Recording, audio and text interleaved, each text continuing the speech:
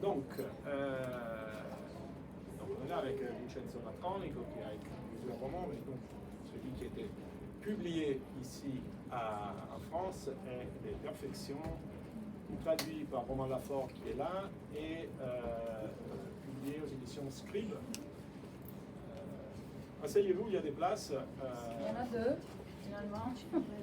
Une, sûrement. Je répète peut-être pour ceux qui viennent d'arriver que malheureusement le Apostolino n'est pas là, parce qu'à cause d'une grève du transport aérien n'a pas pu arriver jusqu'à Lyon, mais bon, on est avec Vincenzo Latronico qui lui est bien arrivé de Berlin, et donc avec lui on va parler de son livre, mais aussi en général peut-être quelques tendances de la littérature italienne contemporaine. Donc comme je disais, on est là ce soir, cet après-midi, parce que le livre dont on va parler, c'est Les Perfections, aux éditions Scribe, qui est une filiale de Gallimard, traduit par Romain Lafort qui est là, merci. Et c'est un roman très contemporain, parce que c'est l'histoire d'un jeune couple d'Italiens d'aujourd'hui, de 25-30 ans, qui décident de quitter leur région natale, qui est dans le sud de l'Italie, et qui vont s'installer à Berlin pendant quelques années, dans cette ville de tous les possibles. Et pendant un moment, c'était un peu le centre de tous les jeunes créatifs et pas créatifs européennes qui voyaient en Berlin, dans la ville de Berlin, une nouvelle, je ne dis pas Eldorado, mais en tout cas une ville où on pouvait vivre, où on pouvait construire une vie peut-être alternative à celle qu'ils avaient chacun dans leur pays. Et donc voilà, Vincenzo Latronico qui a vécu à Berlin jusqu'à maintenant, parce qu'à partir de la semaine prochaine, il déménage à Milan, donc c'est vraiment au dernier moment, quoi. D'ailleurs, il est à Lyon entre les deux, il vient de Berlin, il va partir à Milan. Qui connaît donc bien la réalité sociologique, culturelle et géographique de Berlin. Il a raconté l'histoire de ce couple, Anne et Tom, et de leurs espoirs, de leurs activités, de leurs désespoirs. Voilà, c'est l'évolution de ce parcours, qui en plus il est organisé en 4 parties avec 4 temps verbaux différents. Présent, imparfait, passé simple et futur. Et il nous expliquera pourquoi il a choisi ces 4 temps. Et voilà, et donc c'est ce qu'il nous raconte, et à travers l'histoire de Anne et Tom, il nous fait réfléchir sur une question qui est très importante aujourd'hui dans le monde des réseaux sociaux, des images, de l'univers numérique, c'est-à-dire de la distance qu'il y a souvent entre la réalité et l'image, ou en tout cas la réalité qui se cache derrière l'image souvent parfaite que nous voyons sur les réseaux sociaux. Et voilà, et donc je pense que ça c'est une thématique importante, comme l'autre thématique c'est évidemment celle du déracinement, de choisir de changer de notre univers à l'autre. Et voilà, bon, après il y a beaucoup d'autres questions qu'on pourra aborder et qu'on va peut-être aborder, mais bon, on va commencer en donnant la parole justement à Vincenzo pour voilà, nous raconter un peu comment il est né ces romans et de quelle exigence littéraire est né le besoin d'écrire ces romans. Merci beaucoup Fabio pour l'introduction, merci à tout le monde. Merci aussi de votre patience, non seulement parce que vous êtes venu ici pour Zella Apostolino et vous êtes ici pour moi, mais aussi parce que c'est la première fois que je parle de ce roman en français. Ça fait très longtemps que je parle de français, alors ça va être très difficile. Du coup, c'est toujours un peu étrange pour moi d'entendre que ce roman est très contemporain. Bien sûr, dans les thématiques, comme Fabio le disait, il l'est. Mais en fait, il s'agit d'une réécriture d'un roman d'il y a 60 ans, parce que c'est une réécriture des choses par Georges Perec. Une réécriture qui a commencé dans une façon assez étroite. Il s'agissait vraiment d'une tentative au début de faire une sorte de mise à jour des choses par Georges Perec et l'histoire d'un couple. Jérôme et Sylvie, qui vit à Paris et qui a été dont la vie a été complètement définie ou bouleversée par la révolution du consumisme, par la première envahissement de la réalité physique vécue par les images. et des images des choses qu'ils désirent, des choses qu'ils n'ont pas, des choses qu'ils achètent et que tout de suite ils arrêtent de désirer. Pour ceux qui connaissent ce roman, c'est même difficile en parler comme un roman. Ça n'a pas le dialogue, ça n'a presque pas l'histoire. Et ce que Pérec a essayé de faire et a fait avec beaucoup de succès, c'est de se dire, bon, quelle est la différence entre l'individu après le consumisme et avant? C'est que certains individus peuvent être complètement définis par leur relation aux choses. Des choses qui envahissent complètement leurs esprits, leurs rêves, leurs attentes du futur. Et je crois qu'il a réussi, à cette époque-là, les années 60, à capturer très fidèlement quelque chose qui était en train de se passer. Pourquoi s'agit-il de quelque chose de très actuel alors? Il m'a fallu ce livre, un livre très mince, est né en fait d'un procès de réfléchissement assez long, parce que depuis assez longtemps, j'étais un peu frustré par l'absence de... Je dirais pas l'absence du numérique, mais l'absence de quelque chose qui a à faire avec la vie numérique dans les romans actuels. Bien sûr, il y a beaucoup de romans où on parle de WhatsApp, on parle de Instagram, on parle de Tinder, tout ça, et ce sont des choses, des éléments de notre quotidien qui apparaissent dans les romans comme les autobus et les taxis. Mais il y a quelque chose de plus profond, je crois, et c'est-à-dire que mon impression, c'est qu'au moins pour une génération dont je fais partie, celle qui a grandi pour un monde d'avant et s'est retrouvée tout de suite dans un monde complètement transformé,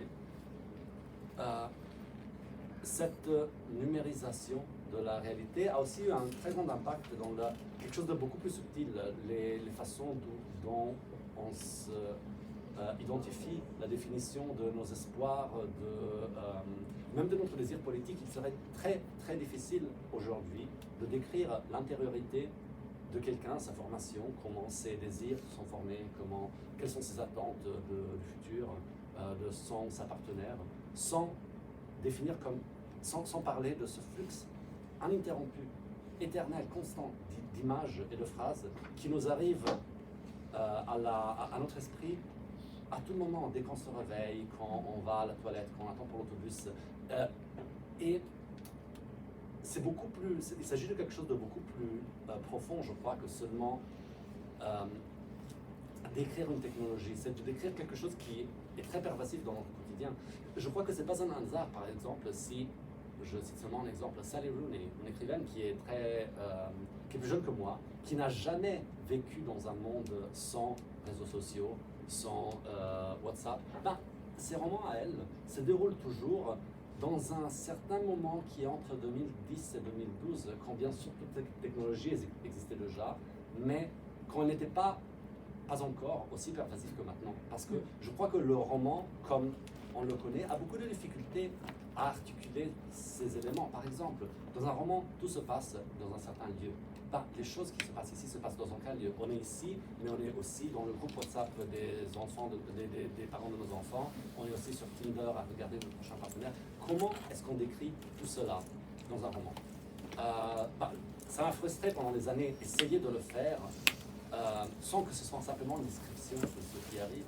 Et du coup, quand j'ai lu la première fois les choses de Pérec, j'ai vu exactement ça, une sorte de technique littéraire pour décrire non pas des activités qui peuvent être numériques ou non en soi, mais pour décrire comment la vie de quelqu'un peut être complètement résumée à ses relations, dans le cas de Pérec, aux choses. Et aujourd'hui, dans le mien, celui de ma vie et des vies des gens que je connais, dans une relation aux images. Les images qu'on publie de nous-mêmes, les images qu'on partage, les images qu'on like, les images qui déterminent nos choix politiques, nos choix d'où aller en vacances, nos choix de quoi manger. Et alors j'ai essayé, au début c'était une sorte d'expérimentation, de réécrire ce roman en essayant de l'appliquer à la vie d'aujourd'hui. Et de petit à petit, j'ai eu l'impression que ça marchait. Oui, et il a tellement réussi qu'on peut très bien le lire sans avoir jamais lu les choses de Pérec. Hein. Ça, c'est vraiment. Après, il y a le jeu, justement, métalittéraire, de la, comment dire, de la réécriture, mais après, c'est un roman qu'on peut lire tranquillement aujourd'hui. C'est un roman qui a, de toute façon, une technique qui est assez intéressante, parce que c'est un roman pratiquement sans action, dans le sens dramaturgique du terme. Il n'y a pas des scènes dans le sens qu'on peut imaginer dans un roman, hein, et il n'y a pas de dialogue. Ce qui est un défi pour un écrivain, non, j'imagine. Restituer justement la complexité de ce monde et la perception de ces gens vis-à-vis de la réalité filtrée à travers le numérique, etc., sans avoir à utiliser deux des instruments majeurs dans l'écrivain de roman, c'est-à-dire l'action et le dialogue. Mais justement, c'est ça qui m'a beaucoup frappé, parce que cette structure est tirée complètement des choses de Pérec, c'est-à-dire que la plus grande partie de ce roman se déroule à l'imparfait, ce qui veut dire qu'il n'y a pas d'action principale. Il ne fait que décrire la vie de ce couple pendant une période dans laquelle ils faisaient ça et ça, ils allaient là et là, sans que cela ne se passe dans un moment spécifique. Et ce qui m'a beaucoup frappé, c'est que, bien sûr, il y avait des choses qui se passaient, mais c'était pas en premier plan. En premier plan, il n'y avait que leurs habitudes par rapport aux Il y a un choses. flux. Et ce qui m'a beaucoup frappé, c'est que cette temporalité est exactement la façon où notre vie se déroule.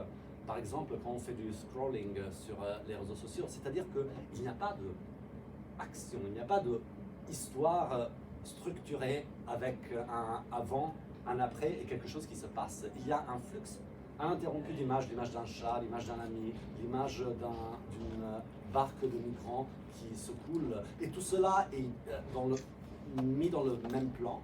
Tout cela n'a aucune relation entre avant et après. Il n'y a pas de structure, il n'y a pas de narration. Bien sûr, l'histoire personnelle et collective, politique, existe et se déroule. Ça se passe beaucoup de choses, mais pas dans notre expérience. On peut commencer à faire du scrolling et y passer 5 minutes ou 2 heures, et ce temps s'évanouit, non pas disparaît. Et je voulais rendre cette impression-là, cette temporalité-là dans un roman, et je trouvais vraiment surprenant que cette technique avait en fait été développée pour décrire un monde où le numérique n'existait absolument pas. Qu'est-ce que ça veut dire ça alors, à ton avis? Que la même technique imaginée pour un monde sans numérique s'adapte parfaitement à un monde numérique. Tout d'abord, ça veut dire que Georges Perec était un génie. Mais, ça va de soi. mais je crois que ça veut dire... En fait, il y a une semaine, j'aurais pas su répondre à cette question, mais j'étais la semaine dernière à parler de ce roman à une conférence académique en Allemagne, et quelqu'un a proposé une théorie que je trouvais très intéressante. C'est-à-dire que ce que Perec décrit dans les choses, ce n'est pas le consumisme en soi, c'est l'expérience d'un monde complètement déterminé par le consumisme, faite par un couple qui a grandi avant que cela ne soit aussi répandu. C'est-à-dire, il décrit le dépaysement de quelqu'un qui a grandi dans un monde qui tout soudainement n'existe plus. Et de quelque façon, c'est exactement ce que je décris aussi. Je ne décris pas l'expérience de quelqu'un qui a 19 ans maintenant et qui n'a jamais connu le monde non numérique. Mais cette expérience qui, dans un certain sens, est assez étroite, mais bien sûr c'est aussi répandu à tous ceux qui sont un peu plus âgés, c'est-à-dire d'avoir eu l'expérience du monde non numérique, mais avoir des catégories émotionnelles, des catégories intellectuelles, politiques qui ont été déterminées par ce monde-là, mais tout d'un coup ne pouvoir plus les utiliser. Et ça, mais en étant assez jeune pour s'adapter au nouveau monde. Et c'est ce genre de dépaysement, ce genre aussi de mélancolie. Le roman de Perec est très très mélancolique. Il y a vraiment une très grande nostalgie pour un monde que les deux personnages, Jérôme et Sylvie, n'ont jamais connu. Parce qu'ils ont 20 ans, 23 ans quand l'histoire commence à se dérouler. Et c'est quelque chose que je trouve aussi très répandu dans ma génération, celle juste avant. Maintenant, il y a ce phénomène qui se déploie en musique, qui se déploie dans la mode, de la 90s nostalgia. Ben, et ça se voit, si on voit dans la route, il y a des gens qui sont habillés comme moi et mes potes quand on avait 15 ans. Et c'est un monde que beaucoup de ces personnes n'ont jamais connu. Il y a une très grande nostalgie de ça maintenant. C'est d'autant plus forte que c'est quelque chose dont on a seulement une des vagues. Et c'est ça, je crois, qui génère ce genre de mélancolie sans que vraiment ça n'ait rien de précis sur lequel se accrocher. Merci.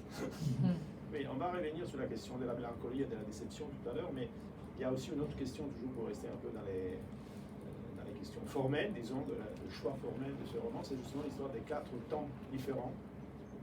Une fois que tu as choisi d'écrire la plupart du roman à l'imparfait, tu as quand même eu besoin d'écrire 3 autres chapitres plus brefs, avec des temps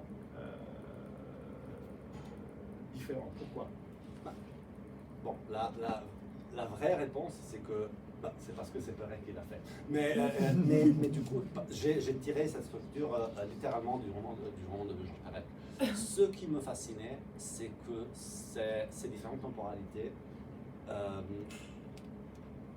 correspondaient aussi beaucoup à une sorte d'expérience du temps par rapport au numérique. Parce que le premier chapitre que dans le roman de Perec, c'est fameusement la description d'un appartement rêvé par ce couple qui ne pourront jamais avoir.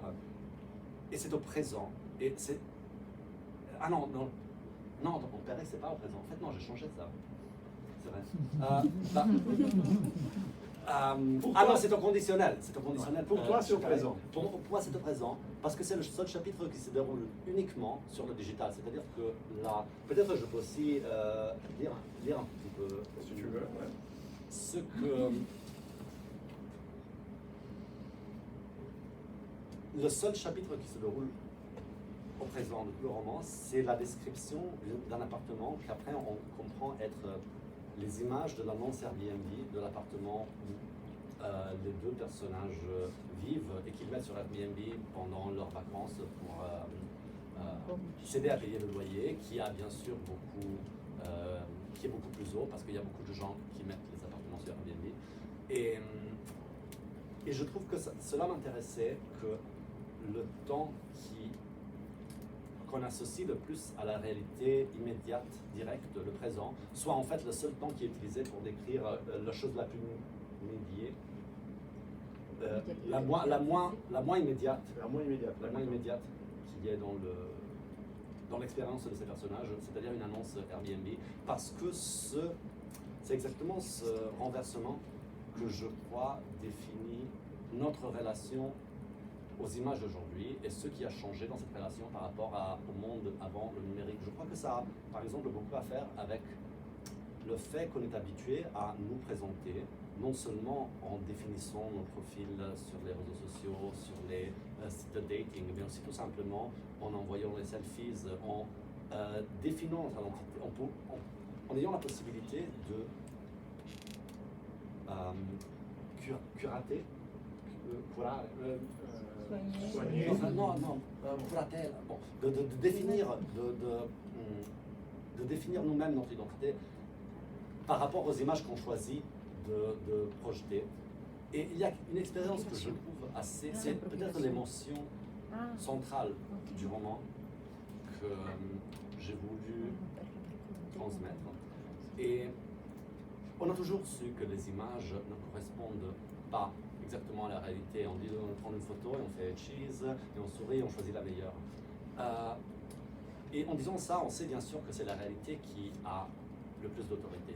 Et l'image n'y correspond pas toujours, parce qu'on peut la choisir.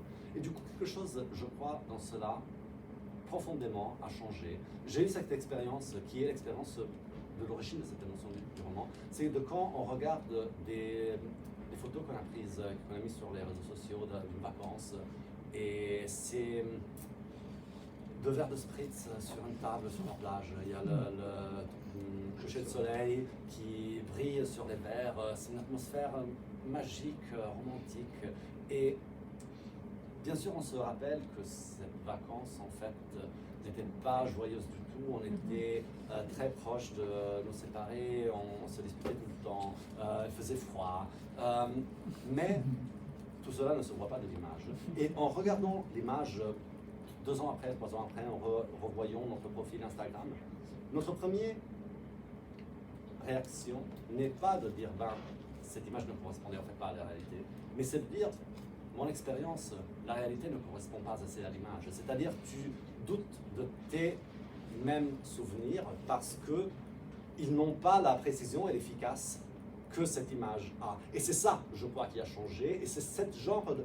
Et ce doute, c'est une sorte de sens de insatisfaction, une sorte de tristesse, de doute, qui est, je crois, une des émotions qui définissent notre expérience dans un monde numérique, et que je crois est l'émotion qui parcourt tout le roman avec plus ou moins d'intensité selon les cas. D'accord. Tu voulais lire quelque chose ou... Non, on peut aussi non, peut-être après, Ouais, si aura l'occasion. comme tu veux. Et, bon, au-delà des questions formelles, il y a aussi des histoires de contenu, parce que finalement, après, bon, tu me dis, j'ai copié chez Pérec, des choses, etc. Mais après, c'est l'histoire d'un couple. Et ce qui est intéressant dans ces romans, que le couple est toujours couple, jamais 2 individus. Pourquoi? Ah. Je veux dire, ils sont toujours présentés ensemble. Ils faisaient ça, ils allaient faire ça. Et il n'y a jamais, enfin, alors, à quelques exceptions près, jamais un moment où les 2 personnages sont individualisés. C'est-à-dire, il y en a un qui fait un truc et l'autre pas, ou ils ne sont pas d'accord. Ça, en fait, c'est très délibéré, c'est même plus que Pérec, parce que Pérec aussi, il faisait un peu de ça, mais je crois pas assez. Là, c'est exact, on n'a aucun élément, sauf leur genre, pour distinguer les 2 personnages. Et il y a 2 ordres de raisons pour cela. Le premier, c'est que je crois que, surtout dans le roman aujourd'hui, pas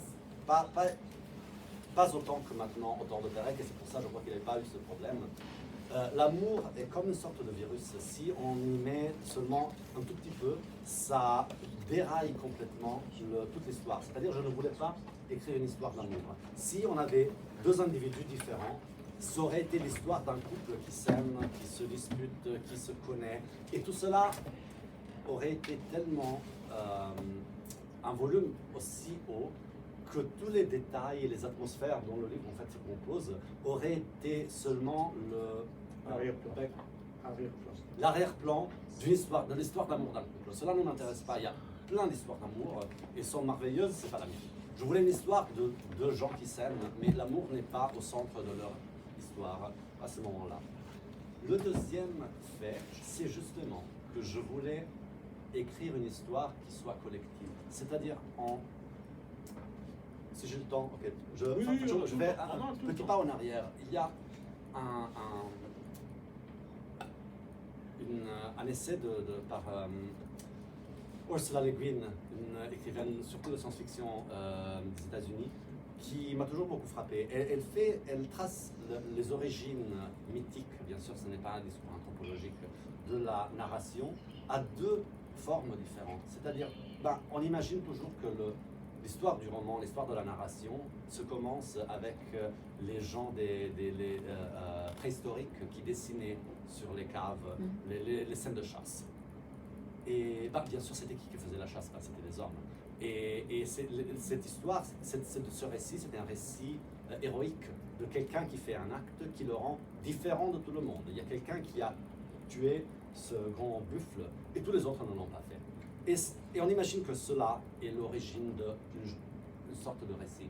Mais en fait, si on va analyser les os des gens préhistoriques, on se rend compte qu'ils ne mangeaient presque jamais de buffle. En fait. Ils mangeaient presque que des racines, des noix, des fruits, qui étaient des sources d'alimentation beaucoup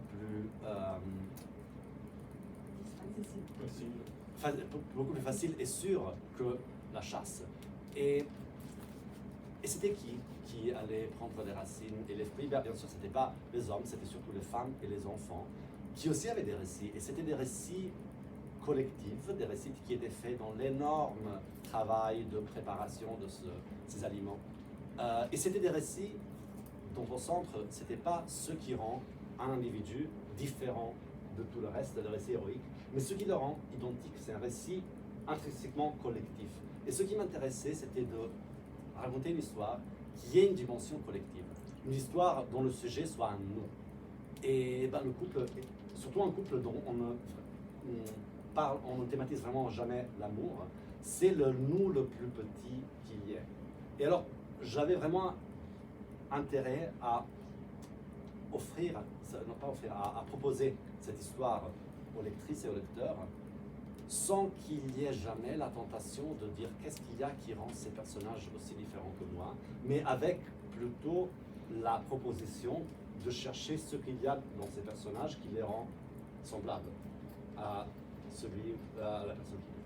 Est-ce que ça veut dire que ça peut être aussi lu comme un roman générationnel, c'est-à-dire une expérience partagée par plusieurs milliers, je ne sais pas, de gens de cette génération-là qui ont à peu près la même relation au monde, enfin les mêmes problématiques, bien que dans des contextes différents? Je n'aime pas le terme générationnel, mais malheureusement, oui. C'est dit, c'est une génération. Enfin, après, on ne peut pas aimer la... Mais je trouve aussi que la génération soit très souvent disons que dans les cas de romans générationnels que j'aime, je crois que la génération est aussi un outil pour parler d'une époque. C'est-à-dire que la génération qui devient adulte dans une certaine époque historique est aussi, dans beaucoup de façons, la plus sensible au changement et aux traits typiques de cette époque. Et alors, a très souvent été utilisée par la littérature comme outil pour parler en fait d'une époque. Alors, je n'aime pas le terme générationnel parce que je trouve que ce soit un peu un malentendu. C'est-à-dire qu'un roman générationnel, à son mieux, je ne sais pas si c'est le cas du mien, n'est pas quelque chose qui parle d'une génération, c'est quelque chose qui utilise une génération comme une porte pour parler d'une époque. Et en tout cas, ici, il y a une expérience qui est une expérience forte et qui est, si on peut dire, c'est une expérience qui appartient, sinon à toute une génération, à beaucoup de gens qui pendant les années 2000, 2010, 2020 ont quitté leur pays pour aller vivre dans une autre ville, dans un autre monde. Là, c'est Internet, mais ça peut être les Italiens qui sont venus à Paris, qui sont partis à Londres. Et ça, c'est une expérience forte. Et ça, c'est aussi le thème de ce roman. C'est-à-dire, au fond, toute l'histoire tourne autour du fait que ces couples ont quitté le pays pour aller dans une autre réalité. Ça, c'est quand même quelque chose d'important, l'idée du déracinement, la recherche de trouver sa place dans un nouveau contexte, dans un nouveau monde, les difficultés, tu expliques aussi la question linguistique, le fait de ne pas comprendre ou pas comprendre, etc. Ça, c'est quand même quelque chose d'important, je crois. Oui, beaucoup, même si c'est bizarre parce que la toute première version de ce roman que j'ai jamais achevé ne se déroulait pas à Berlin, mais à Milan. Et le couple de personnages qui venaient d'une autre ville en Italie, qui n'était pas spécifié. Bien sûr, si je ne l'ai pas terminé, et je l'ai abandonné pendant 3 ans, jusqu'au moment où je me suis rendu compte que ça s'appelait Berlin, c'est bien sûr parce que ce déracinement dont le roman parle n'était pas assez fort dans le cas de l'Italie. Mais là aussi, je crois que le déracinement qui m'intéresse n'est pas que celui de quelqu'un qui laisse son pays, mais c'est le cas de quelqu'un qui est dans une ville qui est complètement transformée par la substitution des images à la réalité, ce qui ne se passe pas seulement dans le numérique, mais c'est aussi la définition même, je trouve, de la gentrification. Et c'est quelque chose qui est le thème profond du roman, et dont Berlin est le case study le plus extrême dans l'Europe aujourd'hui, mais que, bien sûr, est quelque chose qui intéresse Milan, qui intéresse Lyon, qui intéresse Paris, qui intéresse Stockholm. Et ce qui frappe, c'est que, exactement comme dans le cas des réseaux sociaux, toutes ces villes sont en train de devenir exactement identiques. La vie de ces personnages que je décris là, qui passent d'une cave à vin naturel à un café avec le café mon origine et leurs appartements ont tout l'air d'un Airbnb et ça peut être le même. Je suis sûr que si maintenant on cherche les appartements mis sur Airbnb à Lyon, ils ont exactement le même esthétique de ceux qui sont à Milan, à Berlin, à Stockholm. Et cette transformation c'est cette transformation des villes, je trouve, qui détermine ce sont le dépaysement, beaucoup plus que le fait de s'être littéralement dépaysé. Et c'est beaucoup plus... C'est beaucoup plus grave. C'est beaucoup plus grave parce que si on se sent dépaysé parce qu'on est allé vivre à l'étranger, ben on peut toujours rentrer. Mais de ce dépaysement-là, quand une ville se transforme en devenant l'image de quelque chose, ben de ce dépaysement-là, il n'y a pas de chez nous où rentrer si on le... Et je trouve que ce soit intéressant et c'est exactement pour cela que tout soudainement, depuis peut-être 10-15 ans, l'authenticité est quelque chose qui est aussi important et aussi utilisé pour vendre. On nous vend des vins ou des expériences ou des voyages qui sont présentés comme plus authentiques, plus naturels, plus ancestraux. Et c'est quelque chose qu'on n'aurait jamais pensé dans les années, par exemple, 60, où il y avait même des publicités qui disaient, en Italie, il y avait une très fameuse publicité qui disait un futuro migliore grazie alla chimica. Et je crois que cette idée, le fait que ce mythe d'authenticité soit aussi central aujourd'hui, c'est parce qu'on a la sensation qu'il y a un sorte de lien avec la réalité de l'expérience qui a été complètement cassé. Et ouais. Cela dit, le problème de la recherche du lieu authentique, c'est une thématique qui en littérature existe depuis longtemps. Je veux dire, là j'ai dit une hérésie, mais vraiment je l'ai dit. Le décadentisme italien d'Annunzio se posait la même question. Qu'est-ce que c'est une vie authentique? Comment trouver une vie authentique? Et au fond, ce qui est intéressant dans le roman, c'est que le protagoniste, mais tous ceux qui partagent leur expérience, ils sont à la recherche d'une vie authentique. Ils se demandent sans arrêt qu'est-ce que c'est une vraie vie. Et leur déception augmente à mesure qu'ils découvrent que cette vie authentique leur échappe. C'est pas là où ils avaient l'impression de la trouver. Dans les cafés bio, dans les restaurants tibétains, dans je sais pas quoi, dans les nuits. Donc, moi je trouve que au-delà de tout ce qui est construction formelle et jeu métallittéraire que tu fais, il y a quand même une véritable réflexion sur le thème de l'authenticité et sur la frustration au fond de beaucoup de gens aujourd'hui qui sont à la recherche d'une vie authentique. Et derrière le mot authentique, chacun met ses propres contenus. Ce qui est authentique pour moi n'est pas forcément ce qui est authentique pour toi ou pour les autres. Chacun il a son propre modèle d'authenticité, bien entendu. Mais cette authenticité, et c'est peut-être aussi ce que tu as dit sur les questions du numérique, de l'image, etc., est constamment frustrée.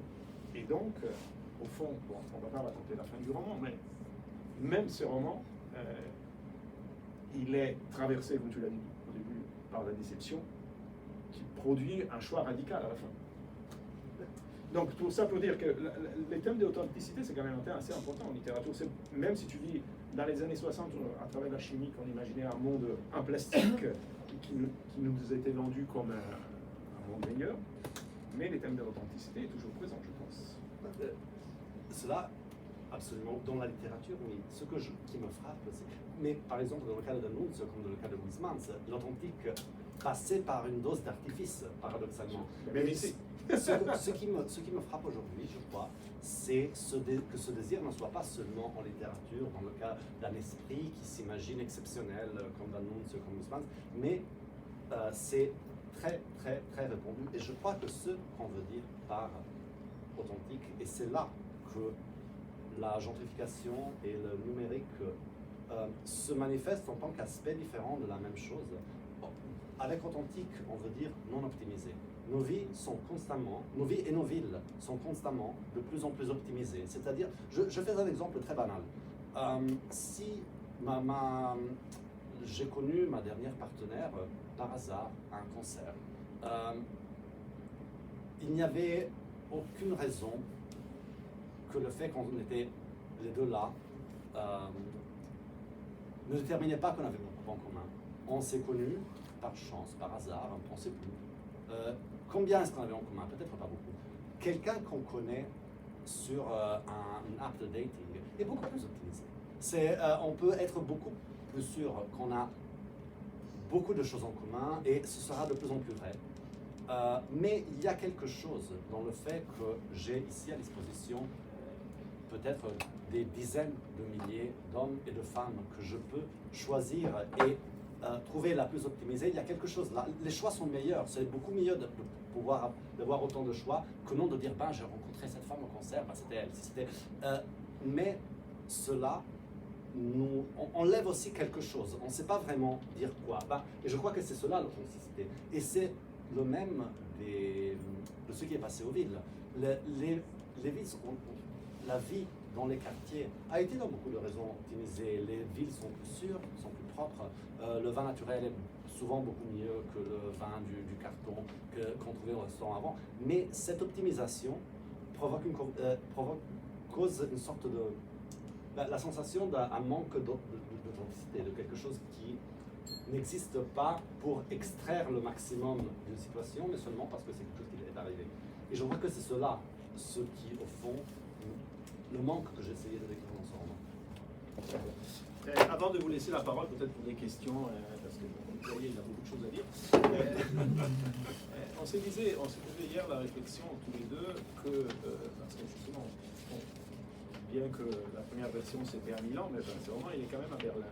Et il y a quand même souvent dans la littérature italienne ces dernières années, on disait hier, une sorte d'internationalisation, une tendance à choisir d'autres univers différents de l'univers italien pour déployer des histoires, développer des romans, etc.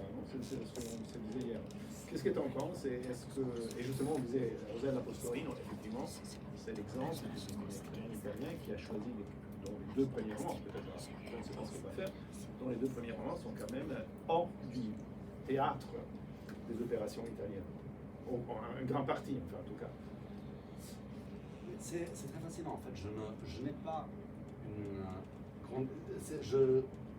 Je trouve aussi que beaucoup de très intéressant qui s'est passé dans les dernières générations d'écrivains italiens a beaucoup à faire avec l'étranger, soit dans le déroulement effectif de l'histoire, comme dans le cas de Rossella Pastorino, mais par exemple aussi de Claudia Durastanti, dont l'étrangère était traduit en italien, en français. L'étrangère, je trouve, est un des meilleurs romans italiens qui ont paru dans les dernières dizaines d'années. Marta Barone, Città sommersa, je crois que cela aussi a été traduit en français. Veronica Raimo aussi a été traduit en français. Son roman ne se déroule pas. Et il y a aussi beaucoup d'écrivains et écrivaines comme Marta Barone, comme Veronica Raimo, comme Marco Rossari, dont les histoires ne se déroulent pas à l'étranger, mais qui ont une formation de très longue durée de traducteurs et traductrices. Et je trouve que c'est aussi mon cas, c'est aussi le cas de Claudia Durastanti, et je trouve que cela ne soit pas, ou le cas de Mario Desiati, qui a gagné le prix Strega l'année dernière avec Spatriati, qui a été traduit aussi par Amanda Ford. Spatriati, c'était comment en français? Justement, on n'a pas de titre encore. Ah, c'est difficile, c'est vraiment difficile. Et qui est à Milan et à Berlin. Pardon? Qui a lieu à Milan. Qui a aussi lieu à Berlin. Et à Milan aussi. Pardon? Et à Milan. Milan. Ah oui, Et dans les Pouilles. dans le Oui, poème. aussi. Mais je n'avais pas pensé à Milan. Plus en dans fait. les Pouilles. Non, il n'y a pas vraiment à Milan. Enfin... Si, oui. Si, quand même. Dans les Pouilles à C'est Milan. la première. oui, il y a quelques week-ends où il va l'avoir Je à suis Milan. milanaise, donc c'est pour ça que j'ai dit. Chacun défend Chacun de son territoire. Il y a Il y Milan, a c'est quand même d'accord. Milan. Non, bien sûr, bien sûr. Vas-y, continue. Et je crois que c'est... Je crois que cela vient de la frustration qui est générée maintenant par et peut-être c'est quelque chose que, au moins, à mon impression, c'est qu'en France, ce ne soit pas aussi extrême qu'en Italie. C'est-à-dire que la pression exercée par la littérature anglo-américaine est tellement forte.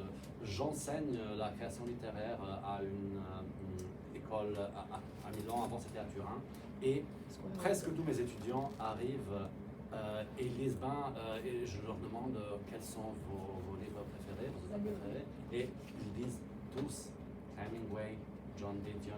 Il n'y en a pas un qui nomme quelqu'un qui ne soit pas américain ou américaine. Et je crois que en grandissant avec une alternative entre une littérature italienne qui est perçue peut-être à tort comme provincielle, dépassée, et une littérature américaine qui est perçue comme colonisatrice, l'alternative est de casser un peu la notion de local italien et de l'espanderla. De l'étendre en choisissant des histoires qui ne se déroulent pas que en Italie, en choisissant des modèles littéraires qui ne sont pas que italiens, mais pas américains non plus. Et je crois que cela est aussi une direction qui, je vois par exemple que la littérature allemande, je vis plus. Là, je vis nulle part parce que j'ai quitté Berlin il y a 3 jours et j'ai mon appartement à Milan demain. Alors, mais j'ai vécu en Allemagne quand même pendant presque 15 ans et la littérature allemande disons, de ma génération et plus jeune est aussi en train de faire un processus similaire. Et je crois que c'est quelque chose que la littérature européenne, qui se trouve face à une pression commerciale et idéologique des États-Unis tellement forte, est en train de converger dans cette direction-là. Est-ce que ça veut dire que effectivement les nouvelles générations d'écrivains européens vont produire un imaginaire collectif et similaire? Justement, je voulais un peu essayer dans cette direction-là. En fait, c'est, comme il n'est pas là, mais non, on est enregistré, alors je ne peux pas le dire.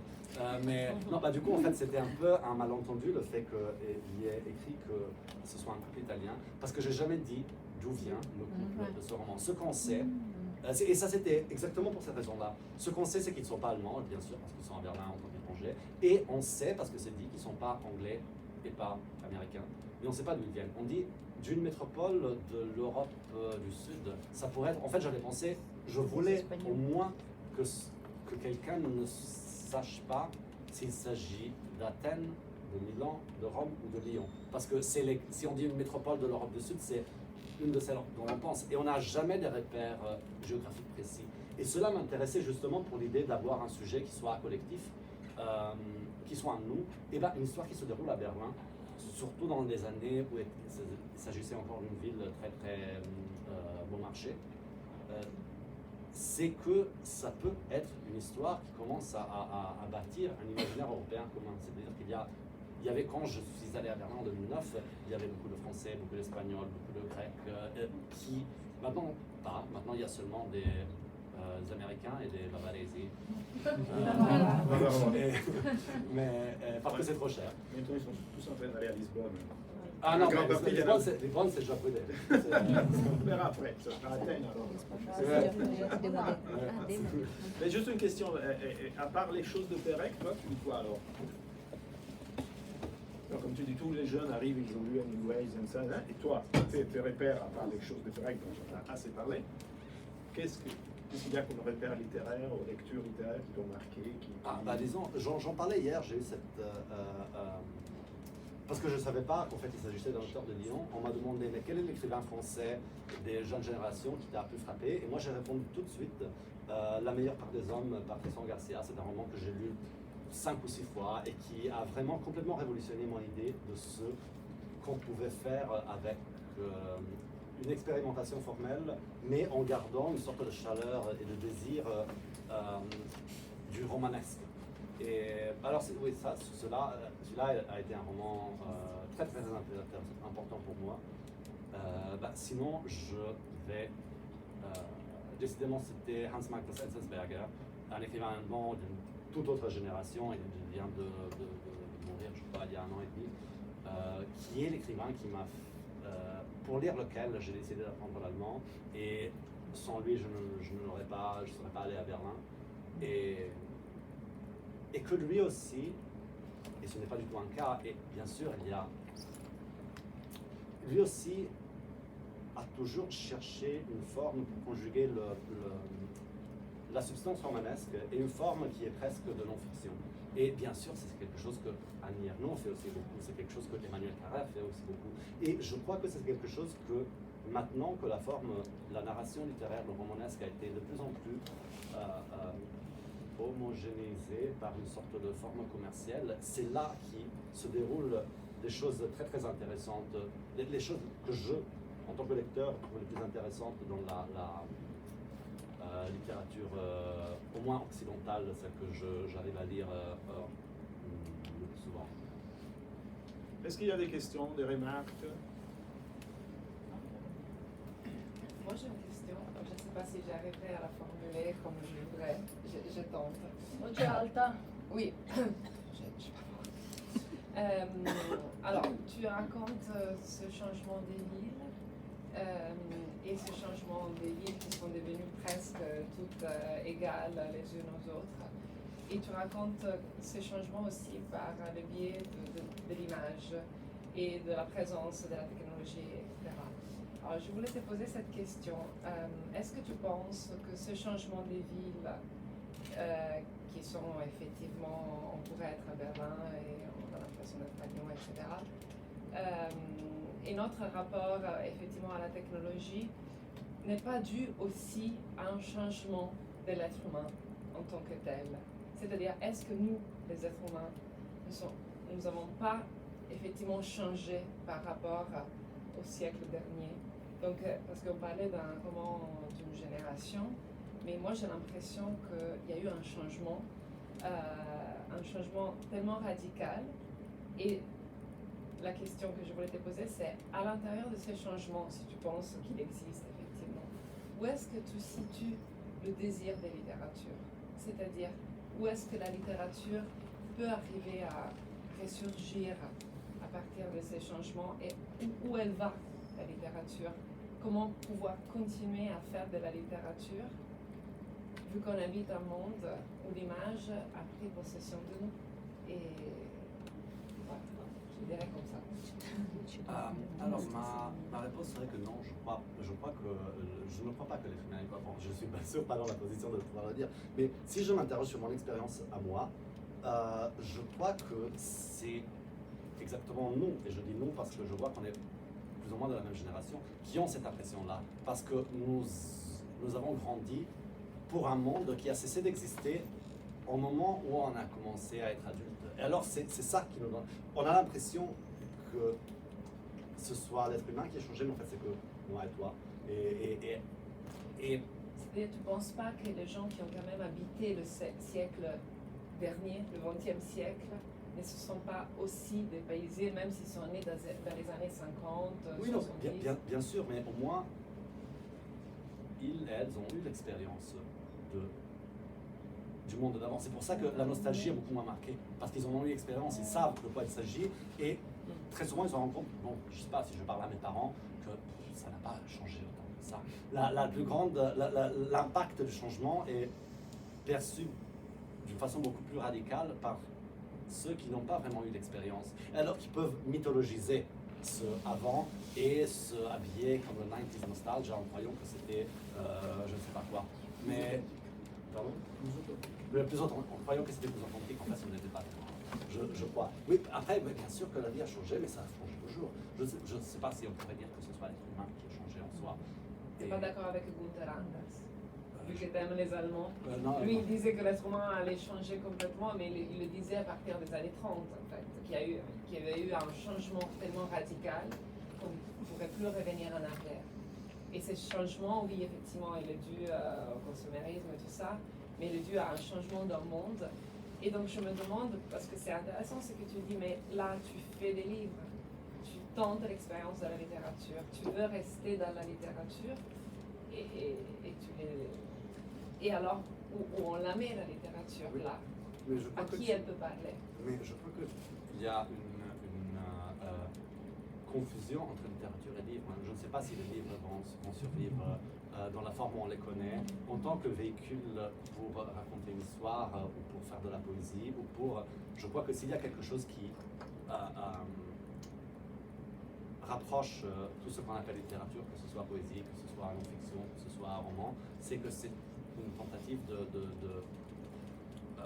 expliquer l'expérience d'exister, d'être au monde, d'être une personne. Et je crois que, avec les mots, je crois que cela, on le faisait avant les livres, on le fera après, on l'a fait dans beaucoup plus de formes. En fait, c'est aussi, je crois, assez frustrant, par exemple, qu'on a cette idée que la littérature soit quelque chose qui nous raconte une histoire ou l'expérience d'une personne, d'un collectif de personnes, et par hasard, toutes les expériences dignes d'être racontées occupent de 150 à 400 pages. Je crois que l'objet livre, en fait, ça pose aussi beaucoup de limites à ce qu'on entend par littérature. Et je ne suis pas optimiste pour le futur du livre, si c'était ça la question. Mais je crois que la littérature, c'est autre chose. Elle va survivre. Je crois, oui. D'autres questions? Remarques? Prego. Je m'excuse parce que je n'ai pas lu le livre. Moi, j'avais une question un peu plus vraiment par les livres en général. Qu'est-ce que pensez-vous des traductions? Parce que des fois, quand on lit dans une langue et après on prend la traduction dans une autre langue, des fois c'est très bien, mais des fois c'est frustrant parce que c'est pas le même sens. Et donc, vous, j'imagine que vous écrivez en italien ou pas. Et après, vous êtes traduit dans d'autres langues. Donc, Et en plus, il est traducteur. Il a beaucoup traduit, on ne l'a pas dit peut-être, mais il est Vous traducteur avez aussi. cité le cas où la traduction est au même niveau, ou le cas où elle est pire, mais il y a aussi des cas où elle est meilleure que l'original.